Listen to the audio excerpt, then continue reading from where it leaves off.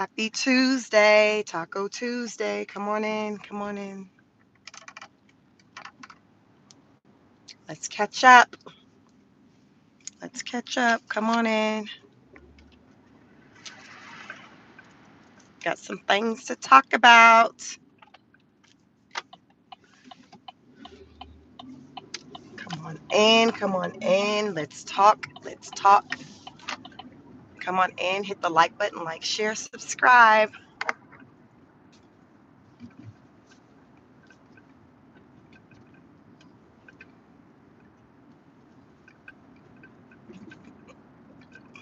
Our favorite president is making big moves. Come on in, come on in.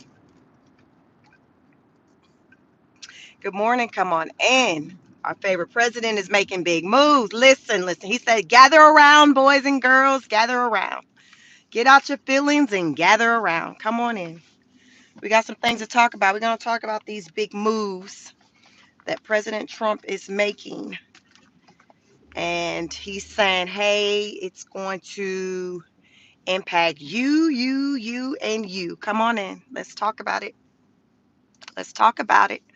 The question of the morning is manufacturing jobs our future? Is manufacturing jobs our future? Listen, come on in, like, hit the like button, like the video, thumbs up, like the video. It let me know because right now there are jobs on the way, likely this year in 2025, but they are nonetheless on the way. They are on the way. And hey, people been complaining about jobs, right? People been complaining about jobs, saying, hey, folks are without jobs. And Trump is sitting in the White House talking about not for long, not for long, not for long.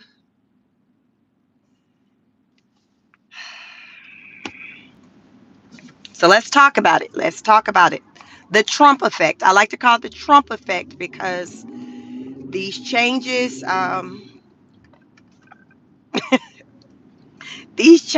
that we are feeling the effects of as of late are as a result of our president, Donald J. Trump. I think that's his middle name, Donald Trump. So it's the Trump effect. Listen, he liked to get his credit. This is the Trump effect. This is the Trump effect. Let me know. Are you here for the Trump effect? Hit the like button as you come on in. Are you here for the Trump effect? Listen, listen. Listen, Linda, listen. Let me tell you what the Trump effect is. The Trump effect is, okay, so you ain't gonna have that government job that you probably always dreamed of having, because your mama and daddy, great grandma, granddad, everybody worked for the government. They worked at the postal office. You know them jobs. Okay, so it ain't gonna be that no more. It ain't gonna be that no more. That's all right. He said, I got you. He says, I got you. It ain't gonna be that. It ain't gonna be sitting at the desk in front of a computer with the heat or the air conditioner on. Now we ain't finna add the heat because y'all know it be cold as a inside of these office buildings. So you ain't gonna be sitting in there with the air on. We'll say that. Yeah, that's why y'all see. Listen, I dress for the indoors when I go into the office. It ain't got nothing to do with outside. I be cold as hell in the office. When be cold as hell in there. But anyway, he said, all right, all right, all right. That is no longer going to be your future. I know that was, listen, Linda, I know that's what you aspire to. You went and got all these degrees. You said, listen, I'm going to be sitting at a desk in front of a computer with my heels kicked up, my reading glasses on, and just working, making that check. No sweat, right? Trump said, well, okay, so we're going to change that. I'm going to help you out with that. We're going to change it. We're going to change it. You're going to still have a job, but it's just not going to be that. It's just not going to be that. We're going to try something different. We're going to go the path of, what do you call it? The blue collar job, right? It's the blue collar job is what the hands jobs. the hands, and there's nothing wrong with those jobs. Nothing wrong. So ladies, don't be sleeping on the men with them kind of jobs. There's nothing wrong with those type of jobs because that means that man gonna always be able to be employed because he can use his hands. And that's the damn problem. That's why we're in this situation right now. Because they are not teaching men how to utilize their hands in the way they used to, because you used to learn in school, right? Like your wood shop class. Y'all know them classes you took, your boyfriends took. Because us girls, we really wasn't taking those classes. Some might have taken the economic classes, but like the boys would take like those classes, wood shop, engineering, things where they can use their hand. Well, that's not really around anymore. So a lot of young men don't know how to do those things. They don't know how to do those things, but that's okay. President Trump is like, you know what? I got you too, young man. I got you too, young man. I'm gonna have a job for you too. So over the weekend, I think it was yesterday, President Trump announced that Hyundai, yes, I think it's Hyundai, it's pronounced Hyundai, they will be coming over to the U.S. to manufacture their vehicles, their goods. They're going to open up. Good morning, Dr. J. Good morning. Good morning. Good morning. Good morning. You know the routine. Anybody cutting up, acting a monkey, listen, do your thing, do your thing, do your thing. Um, yes, good morning. Hit the like button. Welcome. Like, share, subscribe if you're new to my channel. Hello, I'm Chic, and I just talk my talk. How about that? And as of late, it's been centered around politics. So if you're interested in that type of thing and want to know what I got to say, go ahead and stick around. So, with that being said, Hyundai said, hey, you've been talking about having these tariffs, and we don't want that. We've made a lot of money with the USA, and we want to continue to partner with you and make money. Good morning, virtuous woman. Good morning. Good morning. He's like, listen, we want to continue to work with the USA. We've made billions of dollars with you all, and we see opportunity to make more. So if you're saying that it's the secret or the requirement to keep that going is to bring over more job opportunities to the US, then that's what we're going to do. That's what we're going to do. So Hyundai stood next to Trump, the leaders, the president, whatever, the people who run the show for Hyundai, and they said, hey, we're going to bring over our business to the USA. We're going to open up a huge steel mill in Louisiana. We're going to open up a steel mill, Louisiana, that is going to employ over 13 to 1,400 people. And they said, not just that. We're not done there. We're not done there. We're not. Hold on, Linda. Hold on, Linda. Hold on. We got some more for you. We are also going to open up a manufacturing spot in Savannah, Georgia. So I live in Georgia. I'm in Metro Atlanta area, but they're saying we are going to open a manufacturing spot business setup situation in Savannah, Georgia. And that's going to probably be about another maybe 8,200 jobs. So listen, jobs are coming. Jobs are coming, but they're coming in the field of manufacturing. Let me know in the comments, are you here for these manufacturing work opportunities in our country? Because he says there are going to be more automakers that will be coming, plus some other lines of business that's going to be coming as well to start making things in the USA, because he said the purpose of having the tariffs was to encourage these non-American companies to come over here and start making their products here. So he feels like that's working. He feels like that's working because a couple of weeks ago there was this other so Hyundai, they come from South Korea. A couple of weeks ago there was another company who were from, I think, Taiwan, who had made an agreement. They did the same thing at the White House, shared the announcement that this company that makes some type of, it's a technological, something centered around technology, that it's like a chip or something that they make that goes into products or whatever. They were going to be coming too, and they will be in Arizona. They'll be in Arizona too. So these companies are motivated to come over here to set up shop, to not have for the to in order to not have to be assessed the 25% tariff. Ain't nobody got time for that. Ain't nobody trying to pay an extra 25% on top of what they paying for. Like I said, no matter how much money people have, rich people, broke people, like people always want to pay as less as they can. Like it's just what it is. That's why, as I talked about in my previous live, how Elon is in his feelings with his numbers. His bag kind of, he's taking a hit financially with Tesla. Even though he got $1 billion, it still stings because it's about making money, not losing money. And that's a mindset that anyone who's in business have, regardless of how much money you have. You think Warren Buffett don't get pissed when he's seeing his bottom line kind of going down like consistently? Like, no, you like, what's going on? What is going on? And that's what you do when you're a business person, at least a smart business person. You need to stop the bleeding. You need to figure out what's going on and pivot and make some changes, right? You gotta make some changes. So that is what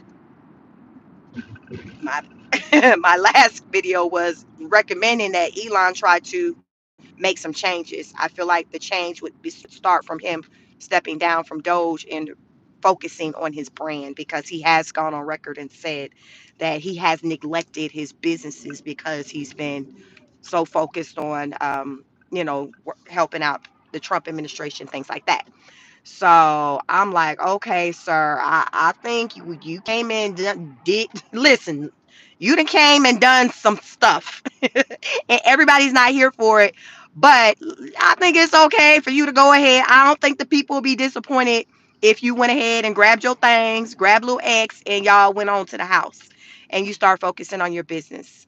Because at the rate that his businesses are going, I don't know if he's gonna continue to hold the, what is he, the richest man in the world. I don't know if he's gonna continue to be able to hold that spot for the whole duration of the Trump administration, if at this rate. So I feel like he's at the crossroads. He has to pick, like, do he want to stop the bleeding for his business, or do he want to damn be a damn politician? Who knows? I don't know. Life's about choices, hell. So back to Hyundai, they were like, listen, we are coming here. We're excited. We're bringing job opportunities. We've made so much money already over the years. I think they've been here since, like, did they say the 80s? I don't know. They've been here, doing business with America for a very, very long time. And they're like, there's more to be done here. And we're here for it. We're here for it.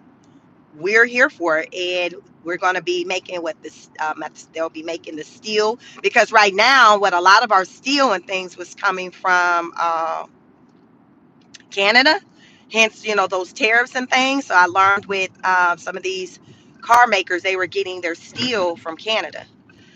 So there goes that. So April 2nd is like another D Day, another big day, because that is going to be a day where President Trump is going to be implementing some more changes to those who don't want to get in line with his program. And he talked about, like, Venezuela right now, like over the weekend, they did a shipment. They had a plane, y'all. They had a plane, and they took I don't know the number of people that they took back to Venezuela, but it was a good bit. They took them to Venezuela, basically back where they came from, and the country Venezuela was now like open to cooperating, because before they really weren't interested in cooperating. But when they saw that Trump was sending people to El Salvador, I told y'all that ain't what you want. Don't nobody want to go to El Salvador. When those people, when Venezuela, the country, the leaders saw that Trump wasn't playing no games and that he was shipping people to El Salvador, they was like, okay, okay, okay, fine, fine, fine. So they accepted the return of their people, which they should have always been accepted. I don't know how Sway, how that these are your people. These are your people.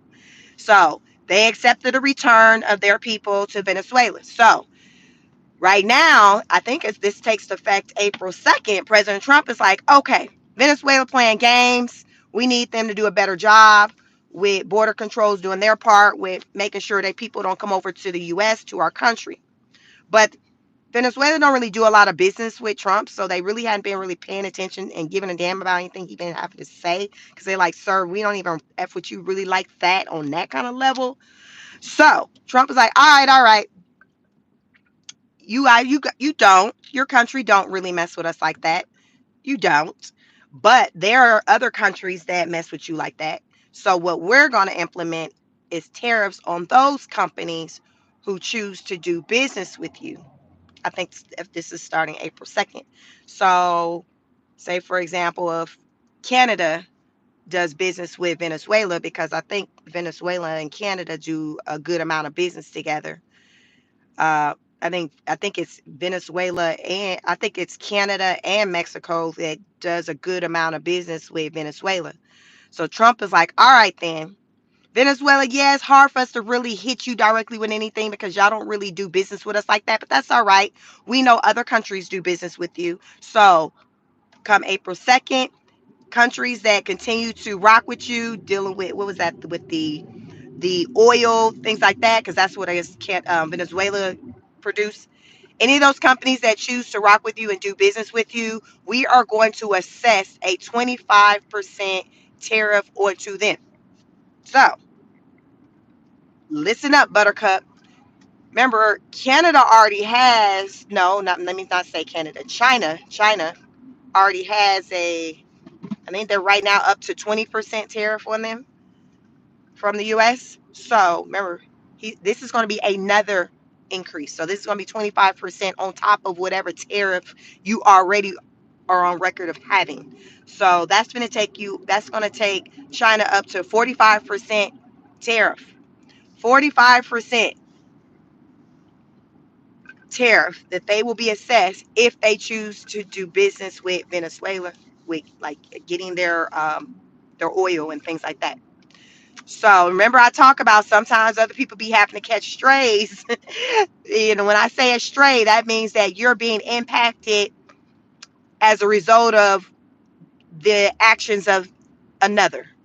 So because Venezuela is not cooperating with Donald Trump, according to him, he's like, those countries who are doing business with him, we're going to assess an additional tariff on you if you continue to do business with them. So that's his way of how he's going to impact Venezuela, because he's thinking that, okay, these other countries, they're not going to want that tariff. So they'll back down and be like, all right, then Venezuela, you cool and all, but you kind of messing with my bag. So we going to have to kind of fall back for a little minute because the business that we do with the US is kind of on a greater level than what we do with you. So we kind of got to pick a side at this point. And yeah, we got to go with US. And if they saying we're going to get assessed an additional 25% tariff for effing with you, then yeah, nah, we ain't gonna be able to do that. We can't do that. We're not gonna be able to do that. So maybe one day down the line we can do business again, but for the time being, we're not going to be able to collaborate.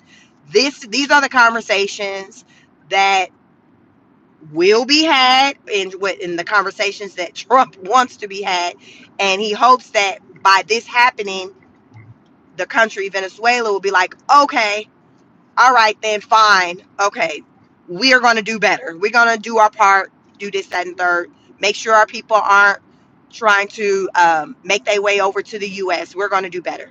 That's what he's hoping the outcome will be. Only time will tell. But what they say, money talks. I just think that with any of these, and they can't come up with a solution to get back to where they were, I think many of these countries are going to start to kind of fall in line. And as he talked about other countries and things coming over, bringing their products, I think we will start to see a good bit of that with a lot of announcements about companies because he did talk about Apple.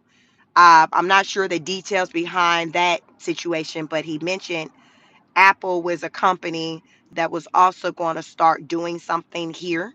I guess whatever the sector of what they were doing, I guess they maybe was doing it elsewhere. You can probably put in the chat if you're familiar with that. But he mentioned that Apple was going to uh, bring whatever that was maybe overseas, they were going to bring it here. And again, whenever I say that these businesses are going to set up shop here, that naturally, that automatically means jobs. That means jobs. Um, there's another company. Was that someone's about to? Was it Virginia?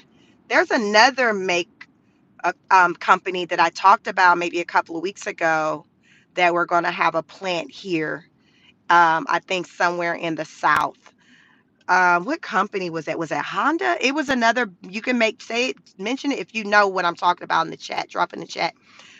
There's another company that's also going to start making their cars and doing things here as well that he announced.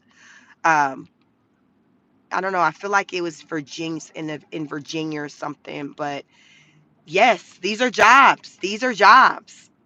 These are jobs, and I feel like he's trying to intentionally take our company in a direction of manufacturing. I feel like that's what he's doing. I think so because, for one, with making things here, uh, it's it's going to. Now, here's the thing: when you make things here, a lot of times where companies don't want to make things here, like say for the American company, and they don't want to just do everything here, is because they find that it costs more. It costs more to make it in the U.S. versus if they outsource some aspects of the company to have like another company do certain parts, like which is what I've learned with the manufacturing industry where the steel for the vehicles, like they choose to get that from Canada versus someone being a provider of the steel here in the US. So Trump's like, no, let's just make it work here. Let's just make it work here because if you set up and do everything here, you as a company don't even have to worry about paying the tariffs that are assessed by these other countries. Because what Trump has been saying is that even though as of late we're hearing about these tariffs that he's hitting these countries with, he's like, they've been hitting us with these, with even larger tariffs for years. And we've just been paying them. So now we're like trying to do tit for tat. So I think that's another change that's supposed to take place come April 2nd is like, okay, whatever a tariff that you're assessing on us, we're going to do the same onto you. You see, like tit for tat type stuff. And if you set up shop here and you get all your supplies here, then you don't have to be in a situation to have to pay a tariff for there, wherever there may be, whatever country that may be. You won't have to pay that tariff because their tariffs are crazy expensive too, from what the Trump administration is saying. Their tariffs are even greater in a lot of instances than the ones that we're assessing onto other countries. So really it's just kind of us saying, okay, we're tired. Finally, we're just going to do what you do. And it's a problem. And it's just like, okay, well, it wasn't a problem when you were assessing those crazy amount of tariffs onto the US. Now that the US is under new management, you're like, wait a minute, hold on, Kimo Sabe, what are you doing? Like, what are you doing? It's just like, I'm just doing what you been doing. Like, what's the problem? What's the problem? And so many people have a problem. So he's like, forget it. Let's just operate our own businesses here. We don't even have to deal with the tariff stuff, with these other countries. Now, if they want to bring their stuff here, they're going to have to deal with whatever tariffs we assess. But if we choose to do pretty much everything in our country, we won't really have to deal with their tariffs. So that's his strategy, his plan. So as a result of that plan, that's a benefit to those businesses. You don't have to be paying those tariffs for these other countries. But a benefit to just the country is just employment opportunities. I would say they'll probably start setting up shop this year in 2025. Don't know how long it'll take for the construction process. We're still rounding out of first quarter. So I would say for some of these opportunities that are coming to the U.S., maybe later part next year, later part this year, maybe fourth quarter this year, first quarter next year, some of these opportunities may be in play. Because here's the thing, I talk a lot about the manufacturing jobs and people doing that physical work where you're using your hands. But you're still, for those of you who like your air conditioning and want to sit at in an office and on a computer, there's still going to be some of those type of opportunities for those companies as well, because they're going to still need administration. You still need your HR people like that with doing hiring. So it's not going to be just the people on the floor just doing that part. Probably the vast majority of the employees will be in those type of positions, but you'll also still always need your leadership as well. So you'll need to have leadership positions, managers, supervisor positions, HR positions. You're going to need those as well. So those of you who are your white collar workers and you want to kind of stay in that, don't sleep on those opportunities to work for Hyundai, because you may have those type of opportunities as well. I would say when you start hearing that they're here, they're about to start hiring, visit the website, because listen, a business need all aspects. You need boots on ground, you need your administration, you need your workers, like everything in just any other type of work environment company. Everybody who work for Burger King don't work in the kitchen. You got your corporate. So I look at Hyundai the same way. You're going to have people who are going to be in those administrative positions as well. So if you're interested, keep an eye out for that. Right now, they're saying Louisiana and Savannah, Georgia. So who knows? Some of those admin opportunities you may be able to do remote, because that's the wave right now. Most people, most workers who work those blue collar jobs, they are not, I'm sorry, white collar jobs, they are not interested in going into an office 5 days a week full time. They not. They'll give you a hybrid if they can't have a 100% remote situation. But it is not an option for the vast majority of people who work office type positions to want to be in the office 5 days. No. I go into my office 2 days, maybe I give you three, but no. So this is a situation with that. So Hyundai just may be one of those companies to where you may be able to get you a little position that you can do at the house. Just keep your eye open for them. But nonetheless, job opportunities are coming. Good morning, you all. Come on in, hit the like button. Let me know your thoughts. Are you here for these job opportunities? Um, that these companies such as Hyundai. I want to say I really feel like it was Honda, the other maker who announced a couple of weeks ago that they were coming. Don't quote me on that, but there is another maker who were saying that they were going to be, setting up shop here, which is a good thing. So it's going to be a lot of job opportunities for people, and based off of the way the media talk, it's a lot of people losing jobs. So that means that these people are going to be entering into a season to where they're not going to be very picky about the job opportunities, including the farmers. I was listening this morning to farmers still complaining about the impact that the current administration have had on their businesses. They're saying basically like my business is done. Like they're having to close down shop. I was listening to this one farmer.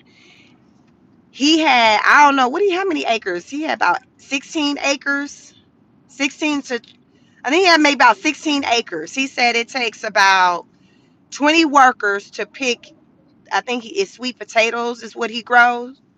Child, he down to five. He got a cool five that come to work. He said he need 20. He got five. So I guess he out there helping. So it's him and his five workers. And he says they won't come to work because they're afraid of, I think they're in Nebraska. He said they are afraid of deportation. And even there was a worker, y'all, who said he been working for this man since 1992.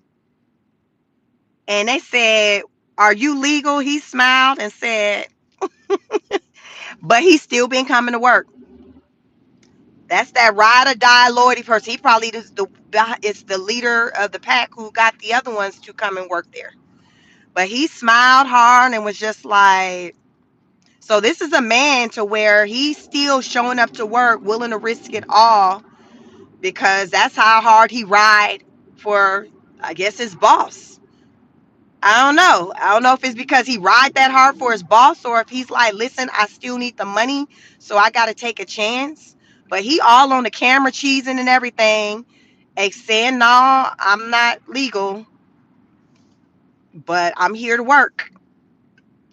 I got to wonder how much he was doggone paying that man.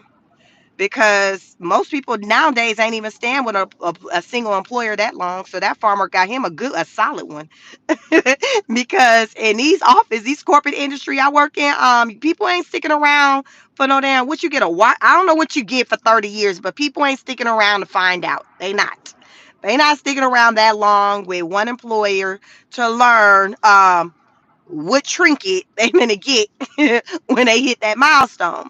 So the fact that Juan has been there for, I calculated, 33 years, older than all my kids. Juan been there. Let me see. He got there. Well, I was about 10, 11 years old when Juan got there to the field. Y'all think Juan got a retirement package? Y'all, what y'all think Juan retirement package looking like? Let's talk about it. He said he been there 33 years. Y'all know he done referrals. Y'all think that farmer got a referral program, so y'all know he done brought folks. So what them benefits looking like? Can Juan go into the doctor's office, get worked on if he got something that's damn hip hurting? Because he out there in the field, he got blisters on his feet and his hand. Do he got medical benefits that's going to get him right? Do he got a dental plan? Because he likes to smile. Juan was cheesing in the camera. I don't think listen, what we got in place for Juan, because he been there 33 years. Juan had worked on that job longer than us American people here then gave our employers. We ain't even as dedicated as Juan. Juan is a dedicated Juan all on the camera. Talking about, yes, I'm at work and no, I am not legal. Listen, he said he ain't finna let Trump trick him out his position. He is the leader. He the team lead. He is not going to let Donald J. Trump or Elon Musk trick him out of his position. All right, then, Juan. All right, then. Keep your head up. Keep your head up. So this man's like, listen, it's not even possible for me and my five workers to pick all these dang sweet potatoes out here in this field before they go bad. It's just not possible. I don't know what to do. I don't know what to do. And so they were listening. The news people reporter was interviewing like just different farmers, and there was like these other three farmers, and they asked them, "Well, did you vote for Trump?" Because now, keep in mind, all of them voted for him now. So with these three, that was just a single farmer talking with his five workers. The other three farmers were like sitting together being interviewed, and the reporter's like, "Yo, did you vote for Trump?" Yes. Would you vote for Trump today? And they said no. So the part that a lot of us, people, including myself, are very confused on when it comes to with the farmers is their logic. Because what do they say? You vote for your best interests. So what I would love to hear is the explanation from a farmer as to what that means to them. or back in November what that meant to them. Because apparently it's what it meant back in November, it don't mean the same in March. It don't mean the same. It's a different meaning of best interest with November and March. I want to understand what was the meaning back then versus what's the meaning today. Because pretty much damn near everything that we're seeing this man do, these are things like he's ran on. So listen, Linda, listen. He said he was going to do the biggest mass deportation that America's ever seen.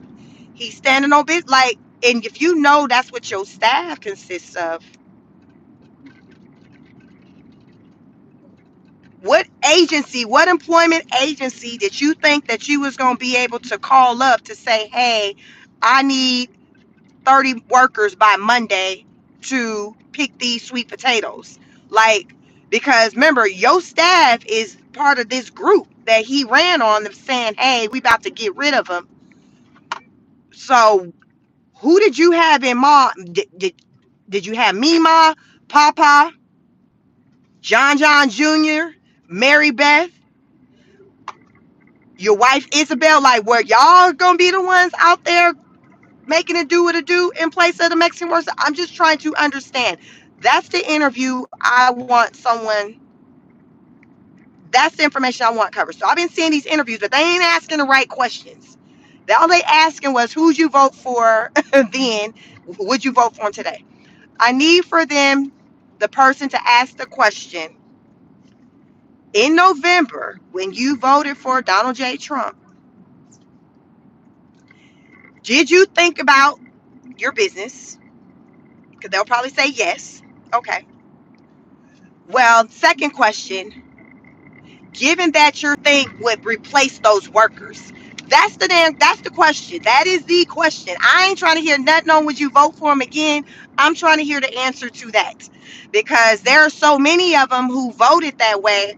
I'm wanting to know what the plan was that they thought, like, because you had to have had an idea as to, okay, well, if they ain't gonna be here, then some, I don't know them, I'm assuming, but clearly they didn't have an idea. I don't know if they somehow thought that their workers would be overlooked because they got a job and they're not criminals. I don't know, because I've been hearing this thing where a lot of people been thinking that he was only going to send back those who are over here wreaking havoc, being a nuisance. And we all know not all Hispanics are a problem at, as far as like just being a nuisance. Not all of them. Most of them I don't feel are. But you're going to have the ones that are. So I don't know if these farmers was thinking that, okay, well, the only ones that were going to be deep. But that's why I'm saying I want the question to be asked, because right now I'm just wondering, I'm brainstorming like many other people. What was your thoughts centered around the whole mass deportation? So this is the interview question. When Trump talked about having the largest mass deportation in history, what did that mean to you? What did that mean to you back then in November? What did that mean to you? Um, that's the answer I want to hear. That is the answer I want to hear. Because they effed around and found out, and now they looking crazy. And they're saying, listen, I'm about to be on the soup line. Hyundai, you said you about to come here, open up a plant. I'm going to have to go on and put me a little application in. Y'all going to be working on the side of farmers. Many of you are going to be working on the side of farmers at your job. Whether you're working at the Hyundai plant, whether you working at Walmart, McDonald's, this is it, Waffle House.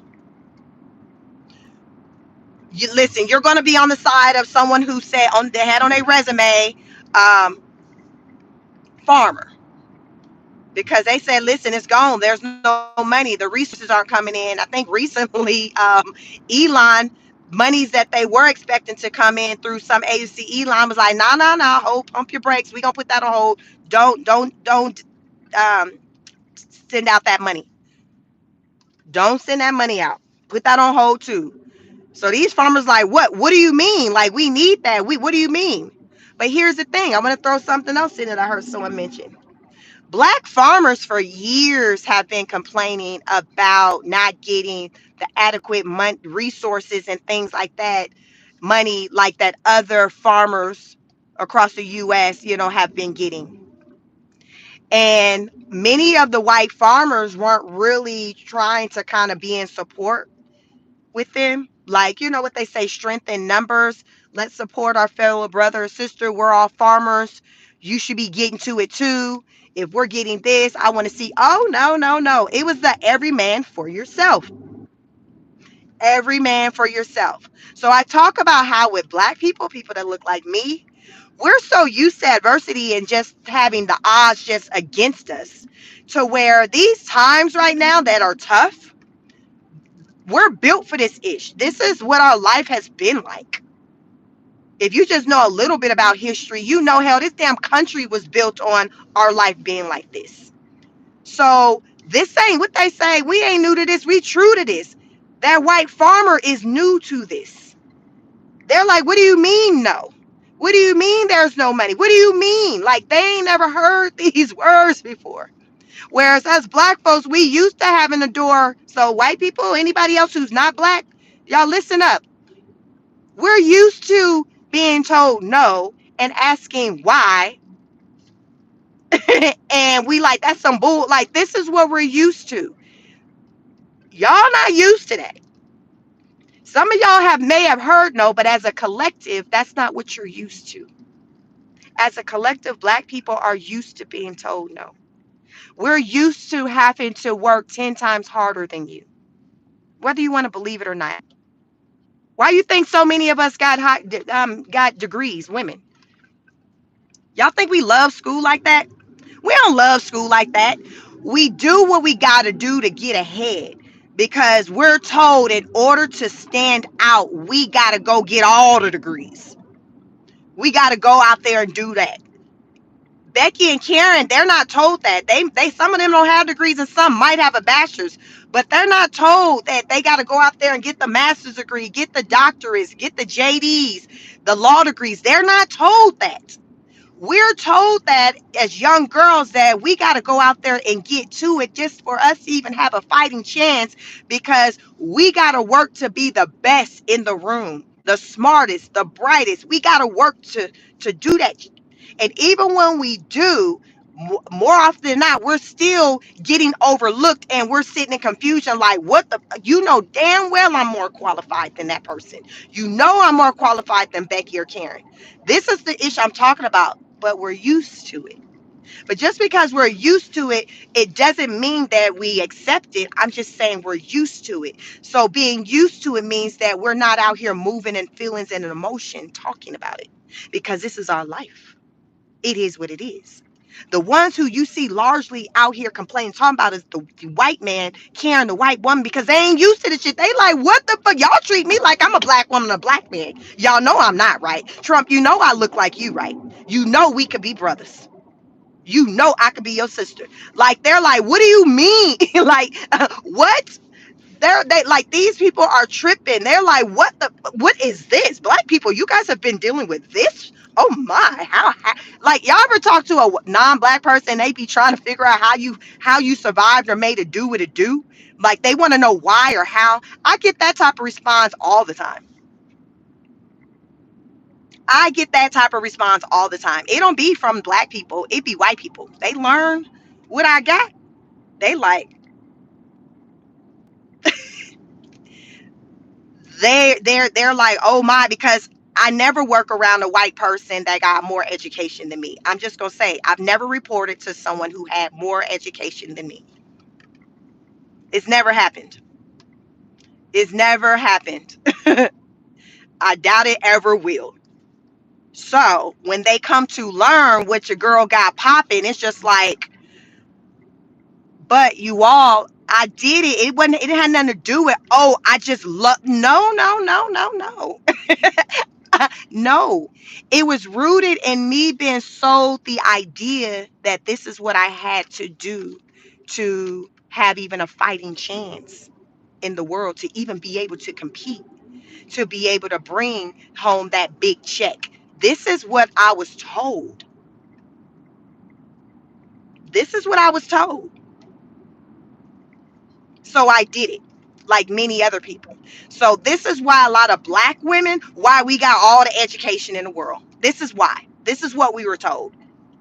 And it was a lie, because many of us, we got all this education, but the vast majority of us with all this education, we're not getting paid for all of this education.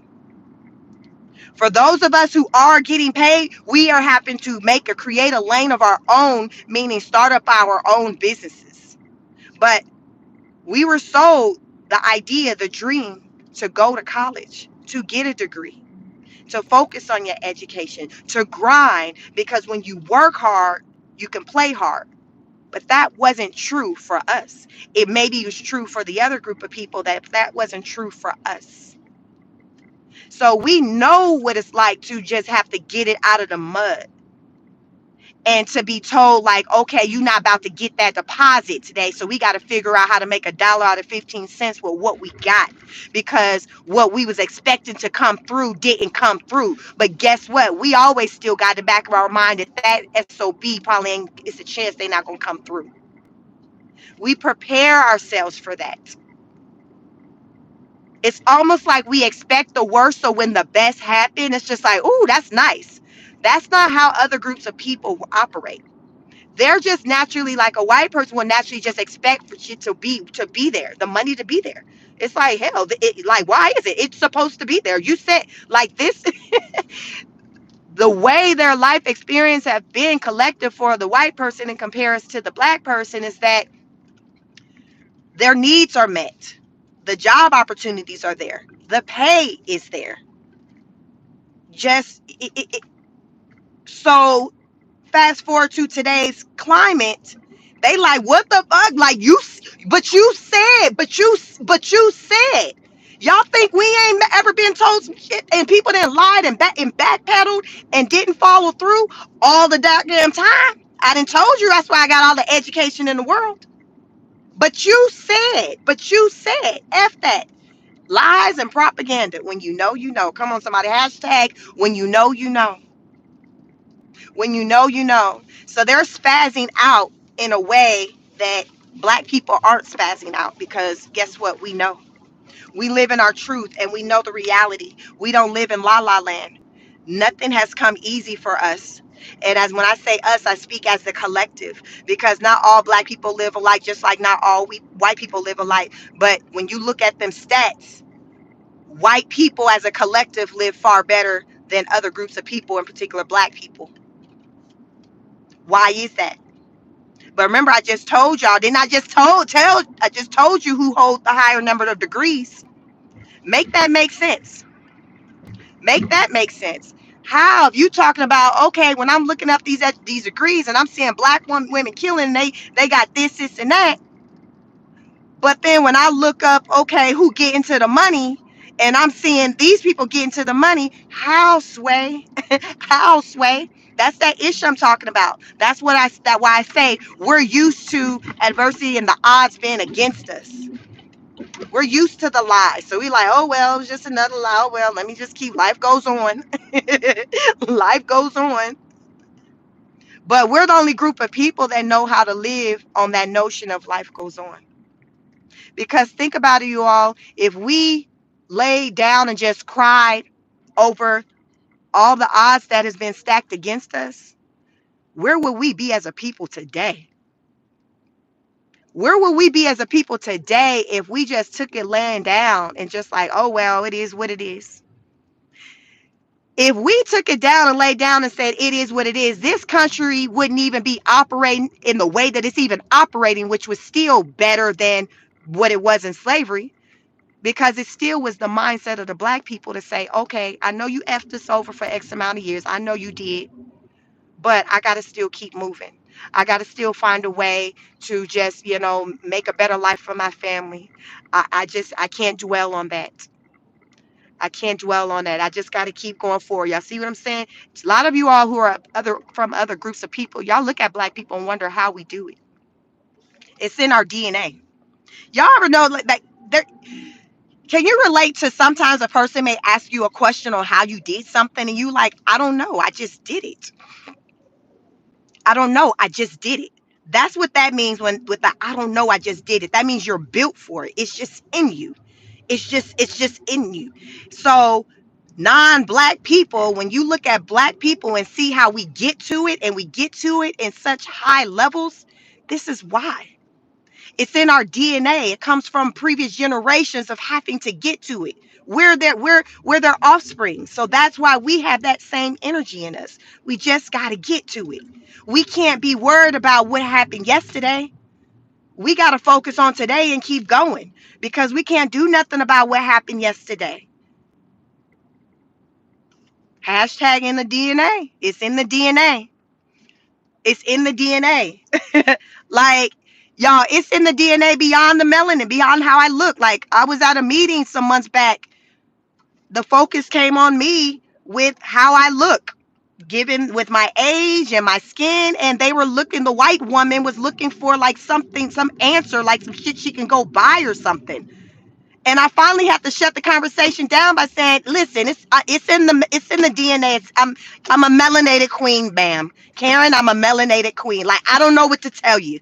It there you can't go to Target, you can't go to Walmart and buy some shit that's gonna have you giving what I give. You just can't do it. I'm sorry, you just can't do it. Listen, she was really looking for some shit, ma'am, ma'am, ma'am. I can't do nothing for you there. I cannot do nothing for you there. So, people, sometimes it's just in the DNA. So, our fight, our strength, and giving. Listen, here's the thing. I'm talking about how we fight and we keep pushing along and keep at it, but still, we're still the same group of people who look the youngest, the more are more youthful and vibrant. Make that make sense. How, Sway? And I think this is what they're wondering too. How? How are you enduring all that you're enduring and still looking like an ish in the world is bothering you? How? How? Like these people be straight confused and shook trying to figure out how. How do you do it? And here's the thing, a lot of these questions is rooted, there's jealousy, underlying jealousy there too. So some of you may feel like because people have let it be known that they got questions as to how you did some shit, but you also see some under some the way they treat you. There's jealousy there because it's just like, wow, it's the strength. It's the strength. It's the God in you. And they're wondering how. I want that. I want that. I need that. How do you get that and you're broke, you're poor, and I got all the money in the world? I want that. I need that. And they'll try to figure out a way on how to get that the energy vampire. They try to figure out a way. So be careful out there because there are so many people that want what you want or want what you have. I'm sorry. So many people want what you have. But this is what I'm talking about. So the white man in his farm, he's out here struggling and he's trying to figure out how the hell I'm gonna make this happen. But y'all know who would try to figure out a way? The person that looked like me that got a farm. That same man, Charles, who's still been getting denied over years on resources and things that he was dependent on too. But he still had to make it do what it do. Henry, you complaining today because of what the Trump administration have done and it's impacted your dollar and you getting whatever. But Charles been complaining for years. He still Charles had to make a way to figure out, like he had to figure it out. He had to figure it out. And it didn't come from TikTok. Getting on doing a TikTok video. No. He had to roll his sleeves up, even if he had to get out there and do it himself, or family members had to get out there with him. He had to get out there. Charles had to get out there in them fields and make it do what it do. Just like you have to do, Henry. Just like you have to do, Henry. Virtuous woman. Charles, listen, Charles can fix cars. Charles can go out and pick the corn. Charles can plant seeds. This is that black man that was rooted in being taught how to just do so many things. That old school black man who was taught these things, because these new school, they ain't teaching these kids that. These kids today don't know how to do the things that Charles know how to do. These kids don't know how to do the things that Charles know how to do, and it has a lot to do with the education system and the removal of certain programs and things like that. You're not really seeing nothing sitting around like agriculture and things like that in school. But Charles was raised up on, that with agriculture and being out in the fields with granddad and learning how to do things. So that person, that man, is gonna always be able to eat. He knows how to get to it himself and not be dependent on somebody else. Henry out here trying to figure out life, like what happened. Trump, why do you not see that I look just like you? Like, why are you treating why are you treating me like Charles? Why? I know Charles been complaining about not getting his or whatever, but why are you giving me the same treatment as him? I don't understand. And then they're gonna hit you with, it's not fair. Here we y'all in, it ain't fair. Oh really? It ain't fair. Hear me talking about, this ain't fair. This is not fair. I don't know, Charles, I don't know how you've been living in these conditions, because I can't do it. I, it's only been 6 weeks. I can't do it. I just can't. I got to close down the big. Charles, how long you say you've been living like this and your business still been going on? Yes, sir. Yes, sir. Yes, sir. Yes, sir. So it might end up turning to where they will now end up having more black farmers than white farmers, because the white farmers couldn't figure out a way to make it do what it do.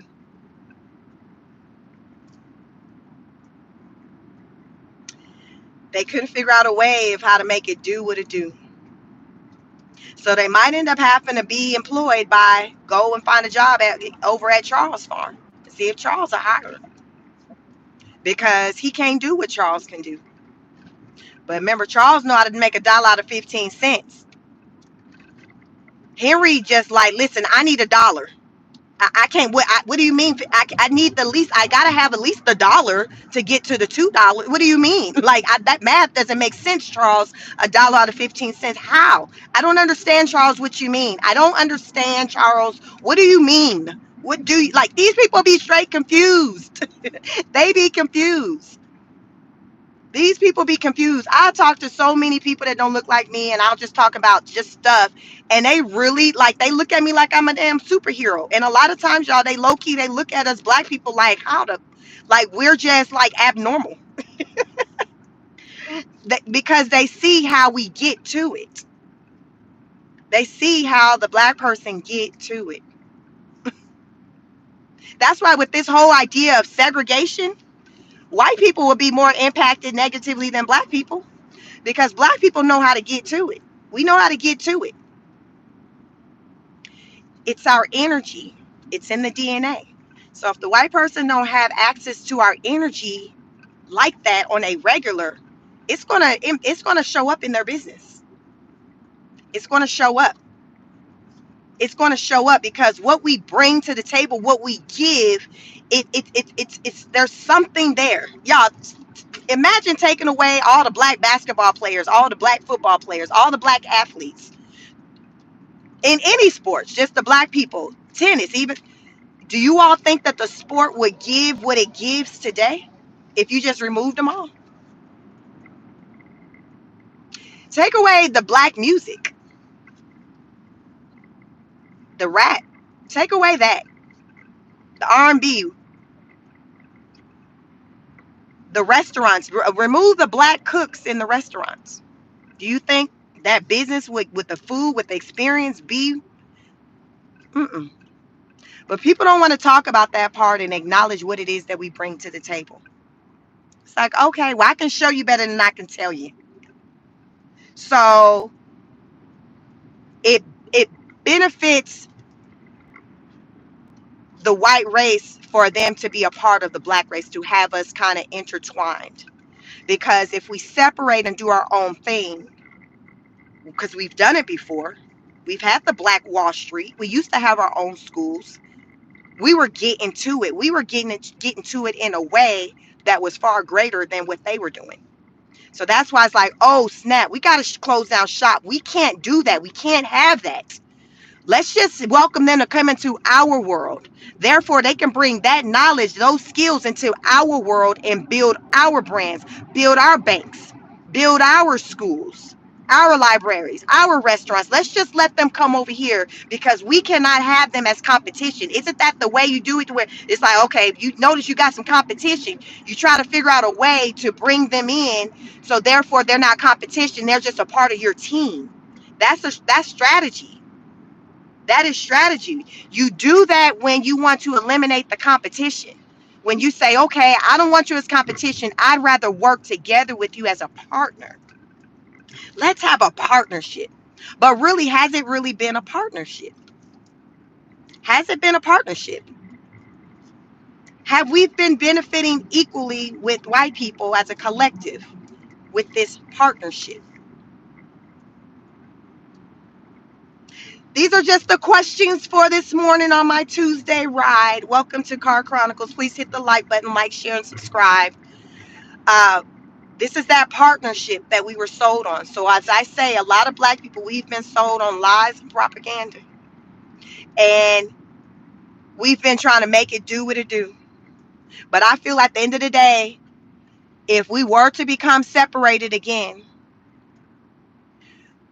the black group, the black people will fare out better.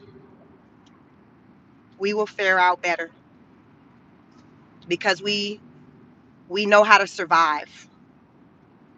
We know how to do things without the dependency of others. Because really, have we really ever fully been able to depend on the other race like that? No. It's almost like, they throw us a little something and we be grateful, but we know that it's the bare minimum, like you know. And those who may hear this, you may not like the sound of it, but it's the reality. And the only reason why it would bother you is because it's truth. This is the reality. This is the thing, the unspoken truth. This is the unspoken truth where we as people, black and white, we navigate through life, but we already understand our position in this world. Black people, we know our position, and white people, you know your position. Everybody play their position. You just don't talk about it. But just because you don't talk about it doesn't mean a thing isn't a thing, right? That ain't got nothing to do with nothing. You can choose to not talk about something all day long, but it doesn't negate the truth. It doesn't negate the truth. Like, it doesn't negate the truth. The truth hurts. So you might as well stop living in denial and be like, you know what? You're right. This is how it is. And it is effed up on so many levels. It's effed up. Like, and that's fine if that's, where you're at with that. But don't gaslight it and try to say that it's not. Don't gaslight and try to say, no, it's not like that. Yes, it is. Because guess who's now so open about speaking truths now? Henry. Because his business is on the line. This is unfair. You said this. I voted for okay. This is like Charles been saying it's been unfair. You knew he was saying it was unfair. Y'all think these farmers in our industry, they haven't crossed paths with non-white farmers and heard their plight and their struggles? Yeah. But they stay silent because it's just like, well, hell, I mean, that ain't me. Good luck. Listen, Henry, listen. Listen, Henry, listen.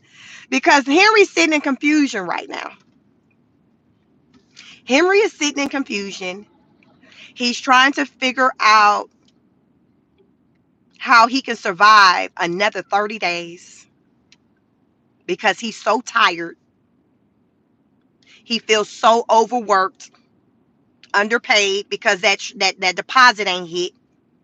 He got all them sweet potatoes in the field and 20 acres of land to pick. He got 5 workers. His team lead, Juan, who been on staff since 92, has still been showing up to work in hopes. working on a wing and a prayer, hoping that them folks don't roll up on him and haul his ass off. Like, this is where we're at. This is where we are at. So Henry got problems because he don't know if he finna have a farm in the next 30 days. Juan got problems because he don't know when them folks finna roll up on him. And black people, we just continuously have the problems that we always had with trying to fight through adversity. So, question, who been in the fight the longest?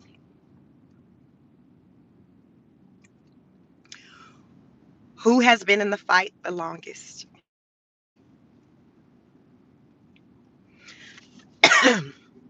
Charles has been in the fight the longest. Miss Betty has been in the fight the longest. Henry and Karen, they new to this. They not true to this. They are new to this.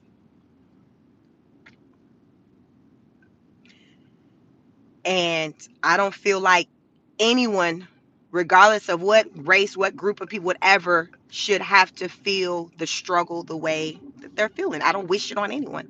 I'm just speaking facts that this has just been our life. This has been our life. This has been the life that no one wanted to really stop, talk about, and acknowledge because it didn't make them feel warm and fuzzy. So they wanted to just talk about other things. Well, the day is here to where we talk about these things because now other groups of people are now feeling the burn. When Bernie Sanders ran on feel the burn, the other groups of people are now feeling the burn. Hashtag feel the burn. Other groups of people are now feeling the burn. And they're like, what is this? I can't do this. This isn't fair. I've worked too hard. This farm has been in the family for generations. I can't lose this. I need to leave something for my children. I understand all of that. I understand all of that. But guess what? We want to leave things for our children as well. But it just seems like when it comes to us, black people, it's not a thing where, well, oh, well, that's not important. You don't need, like, oh, okay. I shouldn't be able to get to it in a way to where I can have enough to leave to my offsprings. I should have to just struggle because this is just what, my people is just used to. So it's just like we should just be fine with it. Oh, okay. All right then. Well, they say every dog must have their day. So today, everybody's having their day. Everybody's feeling it. And like I said on the their thoughts, feelings, and emotions about the things that are going on. They're white people. It's Henry and Karen. Henry and Karen aren't doing well. They're not doing well. They're like, Charles, do you see what is going on, Charles? Brenda, have you heard Brenda? And Charles and Brenda, like, yeah, like, this ain't new. They been doing this. What are you talking about? Like, this ain't new. Now get off my porch. You let the flies in. Like, this is not new. Folks out here acting delusional like it is, but it's new to them. Let me just say that it's new to them. But they know it's not a new way of business being conducted. It's just new to them. It's new to them. What do you do? What do you do? Is new to them. Many, many lessons to be learned. And like these men, these farmers, these ain't no spring chickens, no young men. These men who I seen talking about their plight and struggles with holding on to their family business, the farms. These men are all like 50s plus 60s, like close to like retirement age. Like they're in the realm of like passing down the torch. If they have children, a son or whatever, they're like in that realm, like of doing that within maybe like God willing 5 to 10 years. Like they're there. And that's probably stretching it if they still continue to stretch themselves to work that long. But these men aren't like in their 20s, 30s, even 40s talking about their struggles with the farm. No. It's this is the wrong time for any of us to be concerned, especially as you're getting close to retirement, to be concerned about a job. People have worked very hard, and these farm owners, I'm not going to take like, they've worked hard for what they got. But Charles has too, and he's been going without. So now you're getting a taste of what life has been like for him. So Charles may have a little position for you, Henry. He might have a little position for you. So I hope you wasn't talking to him too crazy, because you might need to go on over there and knock on his door and see, if he got some work for you. But this is the times we are in. This is the reality of it. And I'm not making this stuff up. I'm going off of just the conversations that these white farmers are having with people, with these reporters. They're being truthful and vulnerable, and they're like, listen, we're struggling. We don't know where where the next check gonna come from, when we're gonna even receive it, if we're gonna receive it. We got crops we need to pick. So it's impacting businesses, the restaurants in the community. I've seen, it's been where the vegetables and things, produce, things that you normally see um, in businesses, it's not there in large quantities. It's barely there, or maybe not even there at all. It's tough. It's tough. Pay attention when you're going into these stores. Look over there and see what the fruits and the vegetables looking like. See if it's still looking the same. See if you see it all, piled up on, where you just got a lot to choose from, or do it look kind of bare? Are you like, where are all the potatoes at? Where are all the tomatoes at? Pay attention, because things don't look the same. They don't look the same. They don't look the same. Things don't look the same. So everybody got to try to make it do what it do. So Trump, like, listen, farmers, y'all saying, listen, y'all might have to get out the industry. That's all right then. Well, Hyundai got a job opportunity coming for you. Look, they about to open up these plants. They gonna have one in Louisiana. I didn't hear them say what part of Louisiana where they were gonna have. They just said Louisiana, and then they said they were gonna open up like a spot, like a plant or warehouse, wherever, something in Savannah, Georgia. So right now, Hyundai is saying we're opening up manufacturing in Louisiana and Savannah, Georgia, and it's going to be about 13 to 1400 jobs in Louisiana, and around 8,000, a little more than 8,000 jobs in Savannah, Georgia. So keep that in mind. Any of you all, or who may be in the market for a job, and if you live in Louisiana or in the Savannah, Georgia, in that area, just kind of be tapped in. Uh, I guess visit their websites, their career opportunities tab, and see what job opportunities they have. But there are other companies as well who have signed up to bring their manufacturing here. There was another car make, I can't remember the name. I feel like it's Honda in Virginia, that they said they were going to start, open up a plant or whatever. So Trump said there's more to come. There's more to come. So there may be a job for you. It may not. Here's the thing. It may not be the job you want. It may not be the job you want, but here, maybe it might be a job to where it's just a new opportunity that you never considered before, and it's faring out better than what you thought. You're like, okay, I can do this. Because some of you may have to reinvent yourself. Some of you may have to reinvent yourself and do something different. Try something different. Yes, Hyundai. There's another one, Hyundai, coming. They'll be in Louisiana, but there is one that's also coming that was announced a couple of weeks ago. I think it was Honda, but I'm not sure. But I think they were going to be setting up shop in Virginia. So you can look into that one. But there's another vehicle make that was going to also create job opportunities as well. So the opportunities are coming. It's just a matter of if it's something that you're willing to explore, And for the sake of employment, maybe many of you may have no other choice but to be open to trying something new. Because a lot of times that's when people do try something new, when they're kind of put in a position to be removed from their comfort zone. Then it's like, okay, well, I got to try something different because what I've been doing hasn't been working. Like there are a lot of people who are truck drivers who came from like corporate and they said, listen, that's not working. Got tired of the politics in the office, the layoffs. So they went on the road and they love driving. They love just being on the road. So be open to trying something different because it just may change your life. It just may be the best thing ever. And you just would have never known had you not been put in a situation to explore another opportunity. Good morning, Laura. Good morning.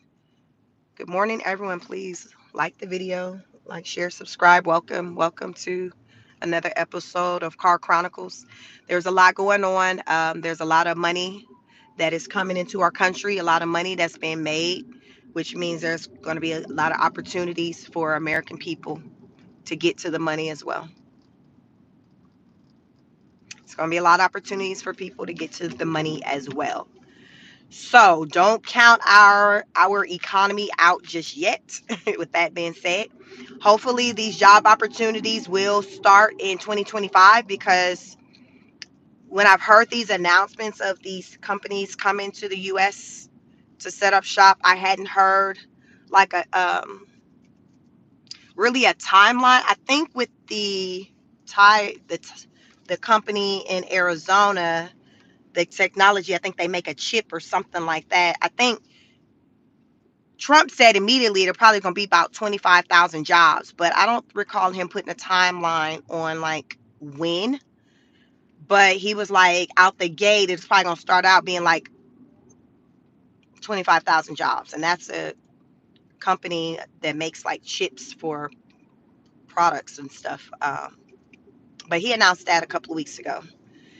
And he said that's just to start with 25,000 jobs. It's going to be more to that. So that's when I think I did a live a few weeks back talking about manufacturing possibly being kind of like the way of our future because these job opportunities that he's talking about that are coming, they're all centered around manufacturing, not like office work. But I didn't think that was necessarily a bad thing because I got to thinking about just in past times during like your 80s and things when we did a lot more of manufacturing and a lot more American people worked those type of positions. Many of you, some of you may have worked those type of positions in the past, or your parent raised you on a paycheck coming from those type of positions, and you lived a pretty comfortable life. Or or when your parents were working those type of positions, they stayed until they wanted, till they felt like leaving or whatever, and it wasn't a matter of them getting laid off. That was during a time where it wasn't layoffs just wasn't a thing like that when it came to that industry. So that's what had me to wonder if him wanting to bring back with manufacturing, not only is it like he's wanting things to be made here just because of the tariffs, the removal of, the companies having to pay tariffs, but to also bring back consistent, stable jobs that don't require higher education, but jobs that pay a good amount that will allow for you to have many people who work those jobs bought homes, bought cars, put their children through college, bought farms. Like I know like family members, on my husband's side, grandfather had farmland. That is still in the family, left to the family. It's still here.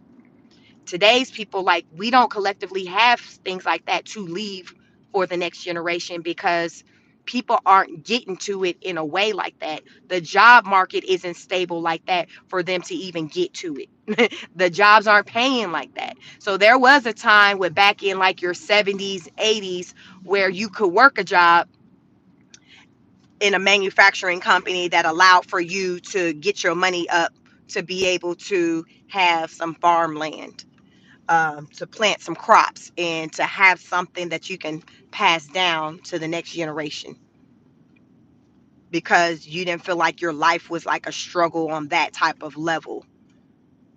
The amount of money you were making lined up with basically the cost of living. Like that was once a thing. That is no longer a thing. A lot of people do not feel like they earn enough money to account for the rise in the cost of living. Like, say, year over year, cost of living go up, say about 6-7%. On average, people's income isn't going up that much. On a good year, somebody may see a 7% increase. That is not the norm. The norm for a lot of people is maybe about 3%, and that's for us, for a single person, it's 3%. So if you and someone else in the house is getting a 3%, okay, y'all got 6%. But in the Black community, a lot of our households is consists of a single parent, so it's only one check coming in. So you just got that 3%, if they even got the 3%, because the 3% is on the high end, meaning that you have all the boxes checked. So that means likely you probably, a lot of people aren't even getting the 3%. They're getting closer to 1.5 to 2.5%. That's probably going to be more of your average. So when I say 3%, I'm saying the average being that's what the high end is. But most people aren't performing at the highest levels. So you got 3% for the high achievers. So then for the okay, so achievers, they going to get two. And if you ain't really hitting no much, you might get a little 1.5, or they may say you ain't get no percentage increase. So you can't, let me see. Nat B says, I got 9,000. I got 9,000% every day. Listen, everybody ain't getting to it. You got some people getting to it, but not everybody. Because if everybody was getting to it, you wouldn't have all these damn people on the internet whining about how they struggling and they can't pay their rent. They can't pay their car notes. It's a rise in people not being able to pay their car notes. That's new to me. Like a rise where people can't pay their car notes, because car notes are like mortgage payments and rent payments these days. How many of you all got a car note that's around $1,000 or more? Because that's been the thing for the last few years. The car notes, usually, like if you thinking you trying to get you a new little something, and even a used vehicle, the car note is still up there, and that's even with money down. That's even with money down. It is hard out here for a pimp. That's what I say. Like, it's hard. Everybody is not getting to it. Most people are not getting to it. Regardless of your skin color, most people are not getting to it. Most people aren't. But the group of people who are getting to it more than others is going to be your white man. They're the dominating race in the USA, by just numbers and things like that. So they're getting to it in a higher number, but a lot of those people within even that group of people aren't getting to it like that. Times are different. So as I'm listening to Trump talk about these job opportunities centered around manufacturing, I'm not looking at it as a bad thing. I'm looking at it as a good thing, because perhaps people can go back to more stable work environments, where we can get back into a place of being about a country being about making things versus being a country that turned into being more service led. And apparently in the 80s, from what I've learned, in the 80s, that's when the shift took place with the economy, where our country moved away from manufacturing and moved more so into servicing, providing like more of service type business to consumers. And that's what's being impacted heavily. Those types of, those office positions and things like that. That's what's being impacted. The people who are doing jobs that's kind of touching hands-on type stuff, manufacturing, warehouses, those are the people who have more work, where the layoff is slower in in that industry. It's slower. But, I think, yeah, if you bring back manufacturing, I think it would make a difference. I think it can make a difference. We may not, no, of course, we're not going to see it overnight, but over time, I think we'll see that when that started to happen more, we started seeing more Americans being able to purchase homes, uh, put their children through college. I think we'll see the difference, but it'll probably, I think we'll have to continue to work our way into, getting back into manufacturing. So once we did that and we had like a good 15-year run of that, I think we'd be able to kind of assess and be like, wow, in the last 15 years since we brought back making our goods, making our vehicles, we've seen a rise in these areas. I think you'll see the trend. I think you'll definitely see the trend, but nothing happens overnight. It's going to take time. But I think after 15 years following the reintroduction of manufacturing, we'll see it. You'll see it in what they say, numbers don't lie. You'll see it. You'll be like, wow, like when we brought back, remember how many of you, almost everybody knew somebody who used to work for GM. What was that? Detroit was like the capital of like the vehicle auto making industry. That was that era where people were like, "Ooh, they got a good job," when somebody's dad, like, you knew if somebody's parent, a lot of times it was a father, probably it was women that worked in there too. But I just remember when I was in school, those conversations being had, just listening to just adults talk about that industry and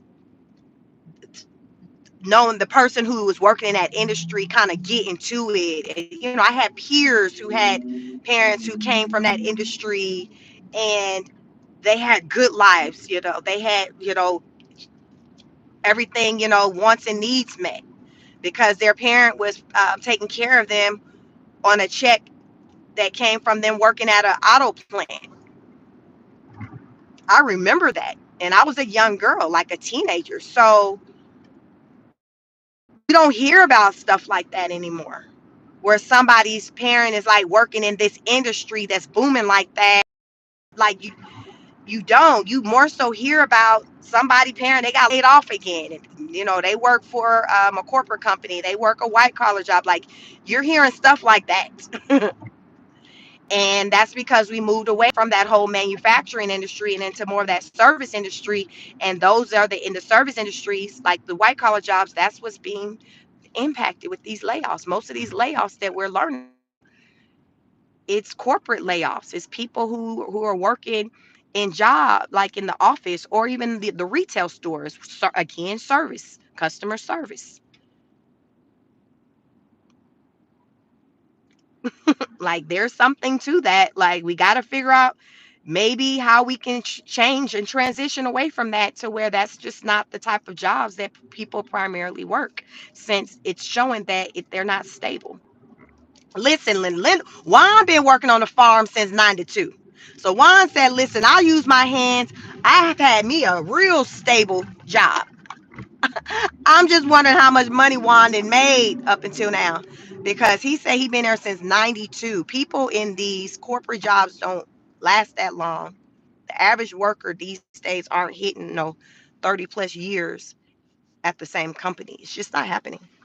They're either getting laid off or they're leaving for a better job opportunity that's going to pay them more money. That is what's happening for people who work in corporate. They're not sticking nowhere for that long. What they say, you got to pay like you weigh, and they're following the money. They're going, go to LinkedIn. You will see it. People out there posting, okay, I'm looking for work. Like you can look at people's resume. People are giving these companies maybe 5 years, 2 to 5 years, they're gone. Like I had a professional head, kind of like what they call a headhunter, the job that, the people that help you find jobs or whatever. She was like, listen, don't be standing on no job longer than 2 years. You work that job, you leave, and then you go make more money elsewhere when you negotiate your salary coming in the door. I heard some years ago that in college, professors were telling their students that Don't you go to no job and get them all them years. You stay for a couple of years and then you dip up out. Like, it's the loyalty, like, it's not there. Don't do that. Don't do that. And guess what? I'm not seeing people do that. People aren't staying on these jobs like that. They're moving around. And unfortunately, a lot of times, in order to make more money, you have to leave the place, your employer, and negotiate a higher salary elsewhere. That's what I've seen. And that's what I've come to take notice of. What looks like that's pretty much apparent for other people too, is because they're not staying on these jobs for long lengths of time. Some of y'all can contest, like, y'all stand on jobs for long lengths of time. How many of y'all like been on job 2, 3 years, maybe 5, and y'all gone, or y'all maybe even been on a job for a little bit minute now, and you ready to go, and you're like, listen, they not paying me, and I really want to go somewhere else, but this job market is whatever. People not really interested in just sticking around like that. And it's largely because they don't feel like they're being valued. They're not being appreciated in that type of way. It's not showing in their paycheck. A lot of them that look like me, at least. Because, like I said, I'm when black women running around with all the education, but we're at the bottom when it comes to pay. We're underneath the white man, the white woman, and if you're in corporate, you're gonna be underneath the black man too. So we're kind of at the bottom, but we got the most education. Make that make sense, but that's just the way it is. I don't make the rules. I just become aware of them, and I will repeat them so you'll know what's happening. So you'll know what's happening. So you need to always do what's best for you and not these companies, because they're not loyal to you. They are not loyal to you. Don't think that, okay, well, I've been here 15 years, they're not going to touch me. A lot of times they will touch the impact the ones who've been there the longest because their salaries are the highest. So it depends on what the strategy is on, okay, what we want to tackle first. Do we want to hit the people with the that make the most money, because that means you can impact the bottom line with by impacting fewer people. Because here's the thing, like, if you impact the people and say, hey, we need to cut head count, if you impact the people at the top, they carry the larger salary. So you may be like, okay, we need to shave off $2 million, so we'll just impact 10 people at the top. That's just 10 people, 2 million. But if they're like, okay, we need to still, cut 2 million, and if they start at the bottom, it's going to take way more than 10 people to impact 2 million, right? So that's more people that you're going to have to impact. So they think strategically, like, okay, we still need to have some workers. So do we want to just start at the top and impact the person who's making a $200,000 salary? Or do we want to, then that's just one person, or do we want to impact the people at the bottom to where it's going to take for us to let go of damn 20, 30 people to hit this number? So that's 20, 30 workers that we have less. So again, it goes off the strategy of the company, because they're thinking, I still got to, save some money, but I still got to operate this business. So I can't be too aggressive with the removal from the head count with the workers. I got to still have workers to keep to keep the show going. So let's just start at the top and impact corporate. And then at least on the ground level, we still got our workers, to still kind of push product to help us make money. You see? So don't think that just because you're at the top that you're safe. It depends on the strategy. It's the strategy. Which one they want to hit? What's most important? Hitting that number, the bottom line, or them thinking about, hey, we still got to have workers to still keep this going. So we can't just say clear out 50 people, because we need those 50 people to kind of help us continue to make money. So let's just clear out 10 from the top. Makes sense to me. But that's what I'm saying. So don't be, because you got a lot of people who talking about what the heck ain't gonna happen to them, and they hooping and hollering because guess what? It happened to them. Like I said, go to LinkedIn. You got people out there telling a story. Everybody got a story, and they talking about their struggles. So if you want to be reminded that You are not the only one impacted by what's going on. Go on to LinkedIn. Go on to LinkedIn and you'll see plenty of testimonies where people talking about how it's hard out here for a pimp and how they've been out here trying to get to it, get these jobs for a year or more. Like these people have been at it long before even Trump came into office with trying to get jobs and positions, and they still have not been successful. And when I send you to LinkedIn, these are professional people. These are people with all their education that are still struggling to get a job. These are people with education that are still struggling to get a job. So just because you got education degrees, it doesn't save you. It's not like, oh, okay, I'm protected because I got my degree. No, no, no. Because a lot of times what I've seen, that's been the first industry, the first group of people impacted. Like back in when I got laid off 2011, I was in that group, college educated, middle class. Like that was the group that was mostly impacted. Not those super lower paying jobs. Mm-mm. It was the middle class impact. That's why people say right now there is no middle class. Middle class is gone. It's just either you're rich or poor, the have or the have nots. So I definitely learned my lesson at that time. Let me see. Yeah, I had a lot of education. I have more education even now since then. But I went ahead and decided, hey, well, I had all, degrees in corporate. Let me try to switch gears into another industry. So I went back to school and got another degree. So didn't make a difference. You know what I'm saying? It did. So you just got to do what's best for you. Pay attention, see how things are moving in your company. Take notice of the writing on the wall, because typically a lot of times before these companies make these changes, you kind of start to kind of see and kind of feel some things. So pay attention and just go with your gut. If you be like, something don't seem quite right here, they seem like they own something, like the more than likely that is the case. More than likely that's the case, and you just got to move around.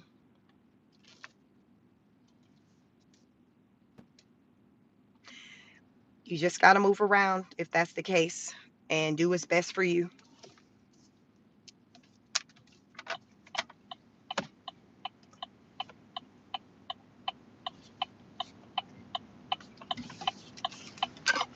She need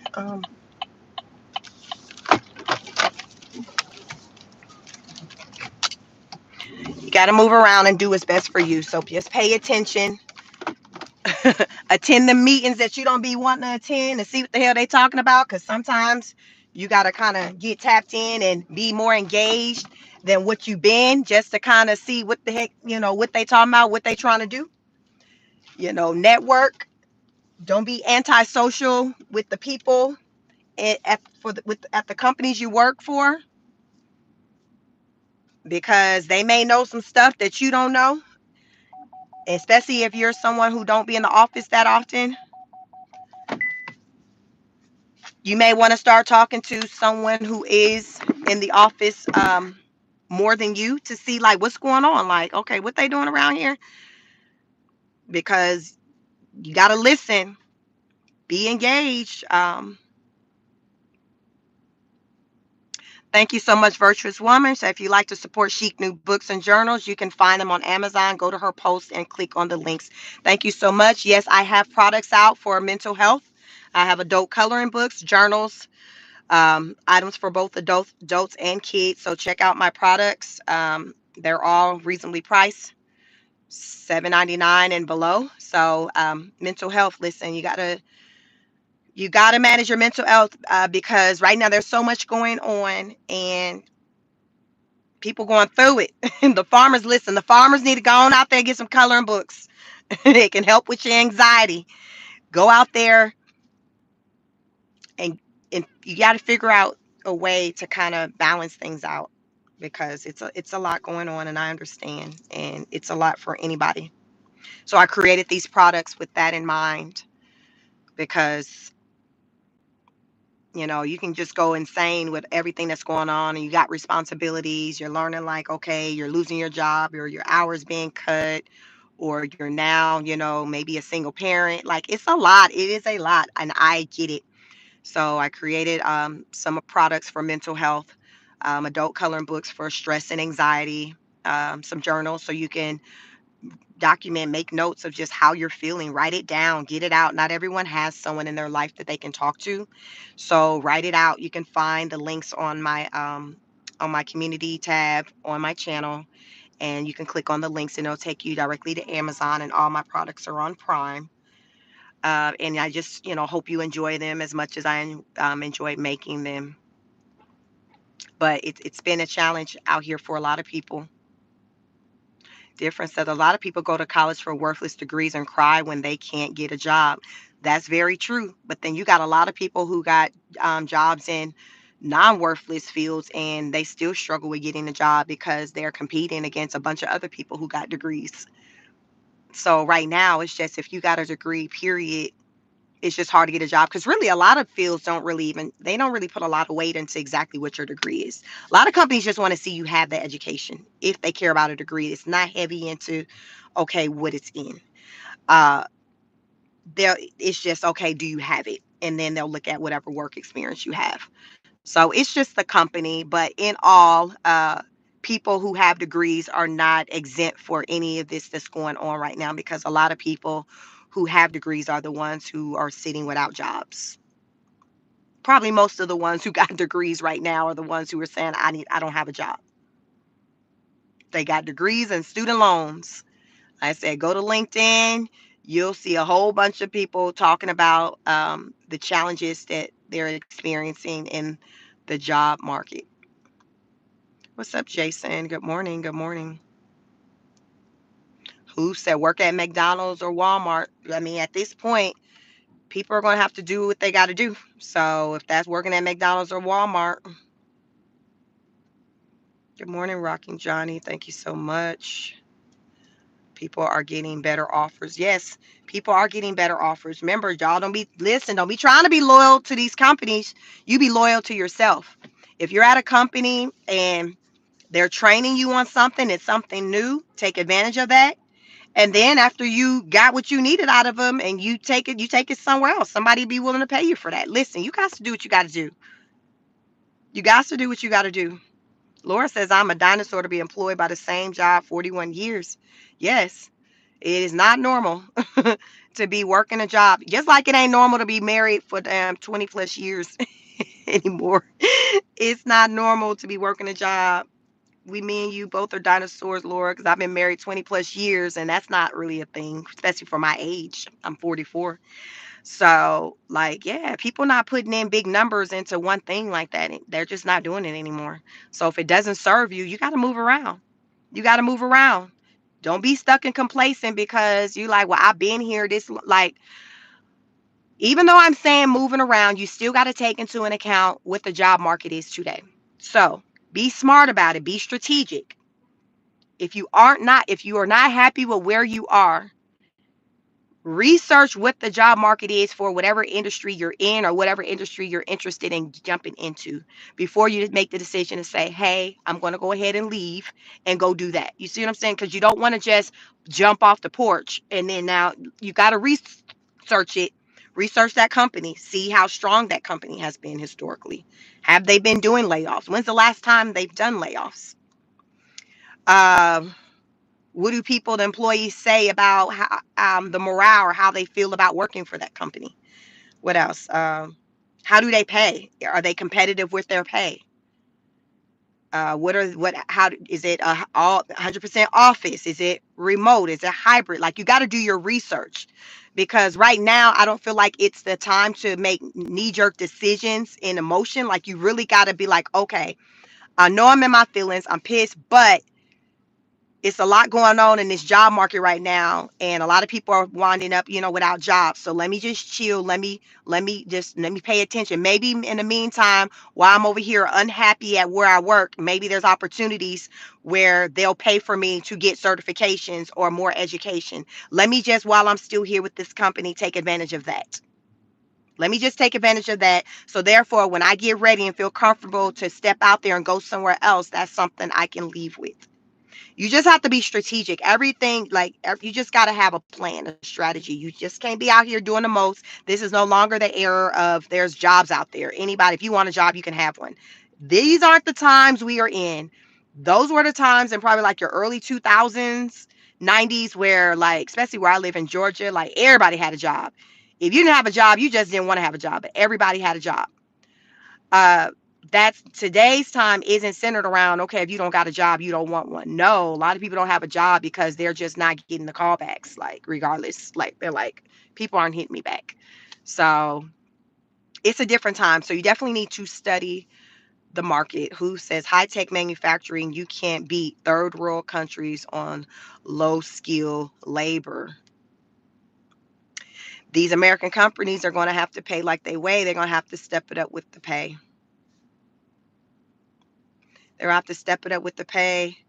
Motor cities, yeah, you got to step it up with the pay and pay these people. Who say America moved away from manufacturing because of costs. Trump's trying to bring it back. He's trying to bring it back. Hey, Dave says sometimes people hire their family and having you secretly training them to take your spot. That is a thing. You just got to pay attention. You got to peep game, and got to know when to hold them, when to fold them, when it's time to get out. Sometimes there's such thing as stand too late. Don't let somebody use you. If you peep, that's what's happening. Move around. Like I say, you might have to step out of there and try a different career field. Reinvent yourself. Do something different. You might have to do something different. You might have to learn a new trade. Now with these manufacturing jobs coming, you may have to be open to learning how to do a job in that field. You got to do what you got to do. Like, listen, we're here. We're here. We got to do like Charles and Miss Brenda, Miss Betty. You got to do what you got to do. You got to do what you got to do. And you got to just roll your sleeves up and get to work. First said, here he don't know nothing about that. He's stuck in his ways. But listen, when he ain't got food on the table, oh, he gonna learn. Life has a way of showing you. Life has a way of showing you. Because you're gonna have a lot of people that's gonna be so with it. I'm not doing this, I'm not doing that. And then the refrigerator's gonna be empty, the cabinet's gonna be empty. And now they're gonna be like, okay, I gotta put my pride to the side and I gotta go out there and do what I gotta do to get to it. Okay, so Charles, I'm ready to talk. Are you available to talk to me? Um, my family is hungry. I'm sorry about how I've dismissed your concerns over the years. Because you're going to need to, okay, Henry, listen, you're going to need to come with an apology. You're going to need to own up to your ish and how you was acting, because you was acting cocky. And listen, you're going to need to own up to that. So you got to start with an apology. Because Charles already going to be ready to cuss you out anyway and pull out his piece to get you off his property. So you need to get your words together. You need to get your words together because he still might not even have nothing for you, even if you go to him in a humble way. Because only you know how you've been treating people. That's what they say. You got to be careful how you treat people because you never know when you may need them. And I assure you, a lot of these people who are down bad, especially these farmers, there are people who they have not treated with respect like a human that they will eventually find themselves having to go back to. They're going to have the list, y'all. And we've all seen it. We've all seen it. Some of us have maybe even experienced it, where you got to go back to that person to seek out help and support. That one that you just never thought you would have to go to. The one you done already told them how you feel about them. You done done the absolute most towards them in a not so not in a negative way, and now you're in a situation to where you need them. This is the case for many people today. Dave says, do call, have a union in the company. who says, I was miserable, unhappy, and nasty and selfish person in a corporate life. Yeah. Reinvent yourself, move around, do something different. And while you're doing it, be careful with how you treat people because you never know when you may cross their paths again, as you may enter into another industry. So think about it. Say you were in corporate, you were talking to people on the phone. Now you're leaving corporate, you're going into another field. That might be the field of somebody you maybe spoke to on the phone. And they remember how you talk to them crazy. You just never know. You just never know. So just be careful with how y'all treat people. That's all I'm saying. Just be careful how you treat people. Because these farmers are about to learn today that actions have consequences. And the way they treated Charles over these last 20 years, he hasn't forgotten. Even though he may have crossed your path and he tipped his hat and waved and said, hello, how you doing, sir? That don't mean he hasn't forgotten. We don't forget, people. We do not forget. We do not forget. We are just taught to put our straight face on and keep moving. We don't forget. Matt, welcome. Love your hair. Thank you so much. We do not forget. We just know how to play the game. We were raised in it. It's all we know. So don't think that just because you see us and we smile and we wave that we're good, like we good with you like that. No, no, no. That ain't what it is. No. Jason Hammond gave Charles the listen. That's not what it is. We just know how to play the game. We know not to move in our emotions. We know that hey, this is the way it is, and the Lord got us. He gonna take care of us. He gonna make sure that we're provided for. That's why we're those people to where people often wondering how the hell we made it happen. How did the hell they make it do what it do? How Charles keep his damn farm going all these years without these supports that I just lost, and I'm wondering how the hell I'm gonna pay my bills and pay my workers. And Charles been doing this for years. Like a lot of these farmers probably low key want to go and pick Charles' brain, but they don't know how to do it. They're hoping that Charles will just come and voluntarily offer his wisdom, his services, his support. Charles not doing that. Charles gonna see these men like normal. Hey, how you doing? And keep it going. Charles is gonna have you to put your pride to the side and have to come step to him. And I assure you, even when you go step to Charles, he ain't gonna give you all the tea. He gonna be on some, well, yeah, we just, we do what we gotta do. It's gonna be some high level stuff where you gonna be like, what do you mean? Charles, Charles, I need to understand what you and your people mean when you say you make it do what it do. Charles, I don't understand what make it do what it do mean. Can you help me understand? Then Charles gonna hit him with, well, we believe in the Lord and we know the Lord got us and he gonna make a way. Henry gonna be so pissed off. He gonna necessarily probably start cussing Charles out at this point because he gonna be feel like he being played with, even though Charles is telling him the truth. Henry ain't gonna understand what that means. He not gonna understand what that means. He's not gonna understand what they say when you know you know. Henry's not gonna understand what we do what we gotta do mean. What we make it do what it do, or we keep the faith and the Lord got us, and He knows no weapon formed against us shall prosper. No weapon formed against us shall prosper. Charles gonna hit Henry with that. Henry gonna walk away so like, what does he mean? No weapon formed against us shall prosper. Henry gonna start thinking about all the ish he done to Charles and anybody else. Is he talking about me? Because I remember when me and my boys, we did this and, you know, it went against him. Is that what he's talking about? Are we the enemy? Oh my God, is this what's listen? Virtuous? Listen, Linda, listen. Listen, Linda, listen. What's done in the dark will come out in the day. He gonna be thinking, well, how Charles know? But this can't be, because how Charles know we were behind that? Hey, I'm back. My phone had overheated. Can you all hear me? Let me know if you can hear me. My phone overheated. Let me know if you can hear me before I end this live. BG says, I've been praying for all the secrets to be brought to the light. Well, your prayers, thank you, Lorenzo. Welcome. Your prayer has been answered. Thank you. The light is here. We back now. Listen, the light is here. What's done in the dark will come on the day. No weapon formed against you shall prosper. No weapon formed against me shall prosper. That has so much meaning today. And Henry is about to find out. And only he and the Lord knows what he's done.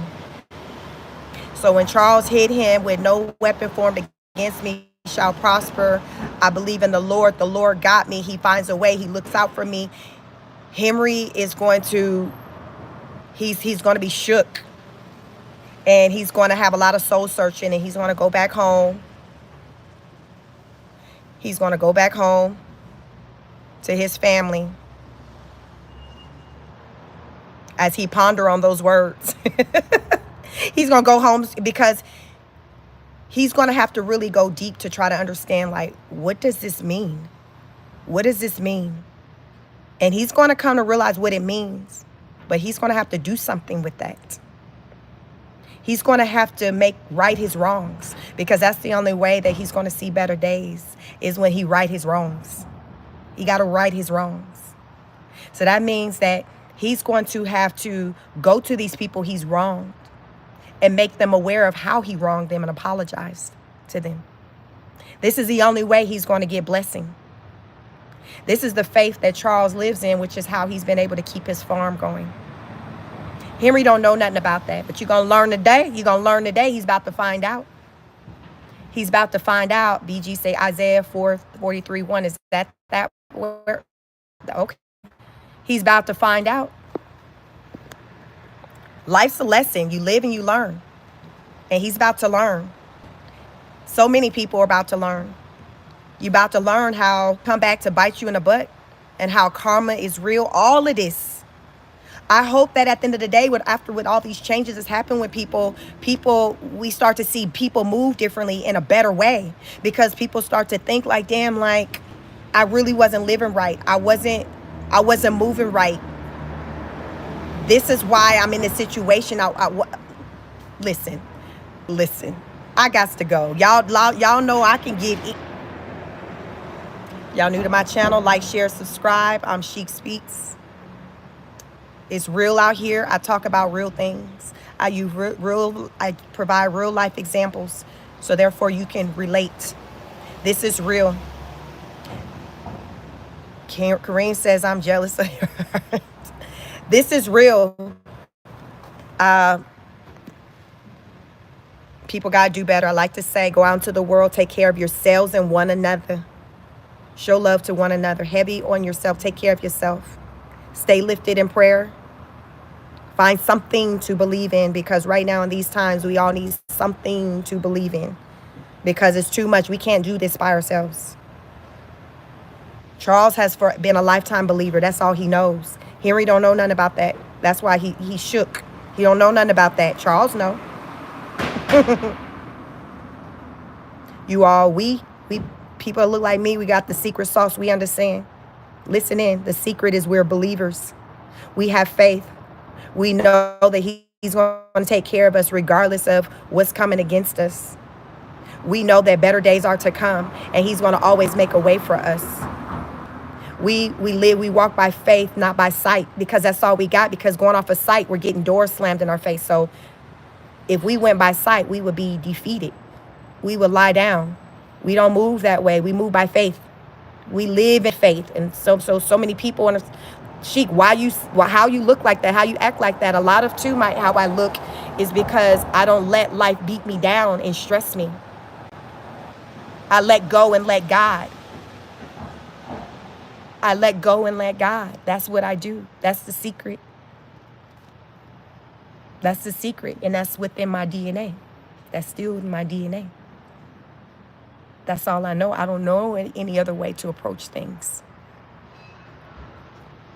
I don't know any other way.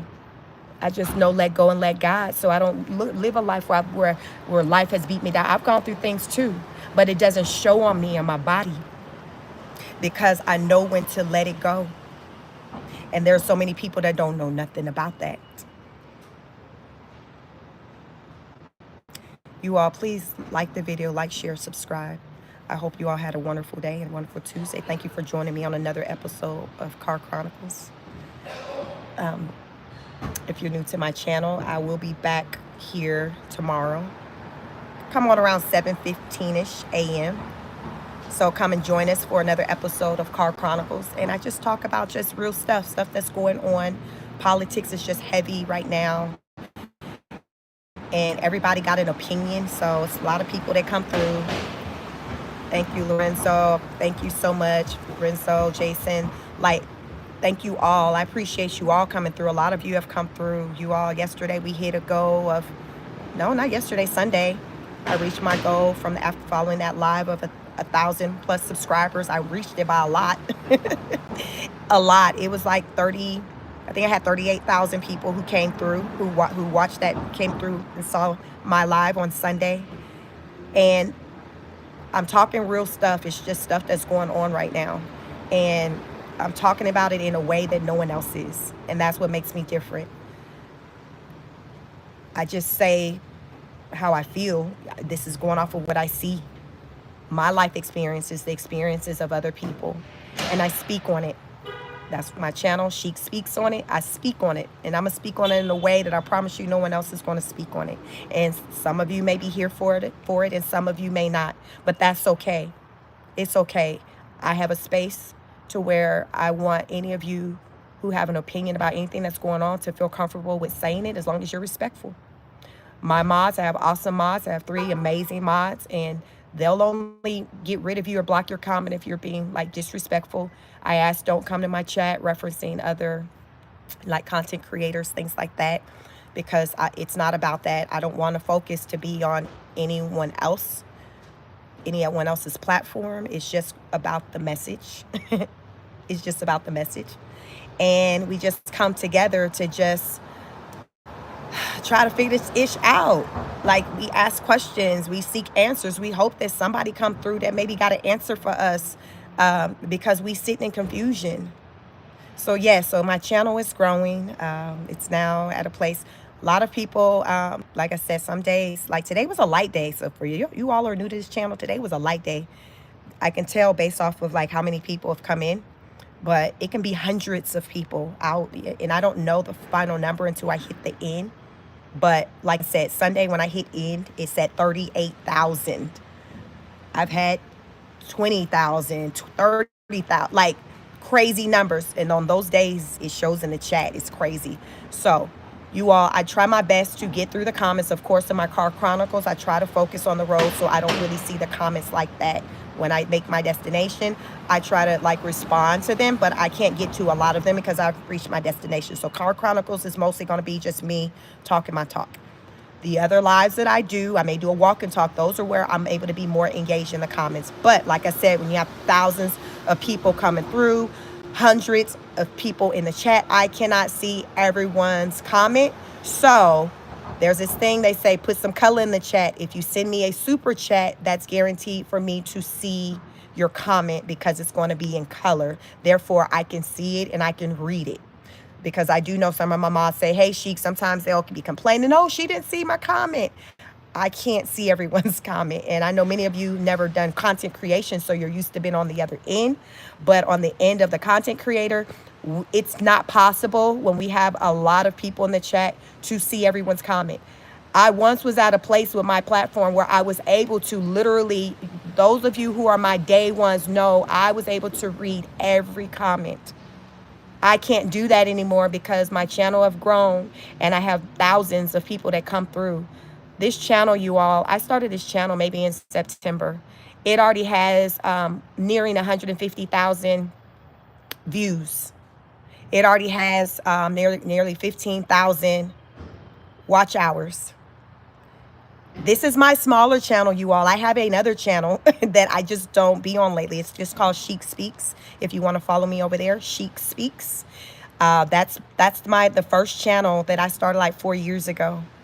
So I have two channels. I just been hanging out on this channel, just growing this channel because I wanted to reach the goal of getting 1,000 subscribers and having the channel monetized. So we reached that goal over the weekend. So here we are. Started from the bottom, now we're here.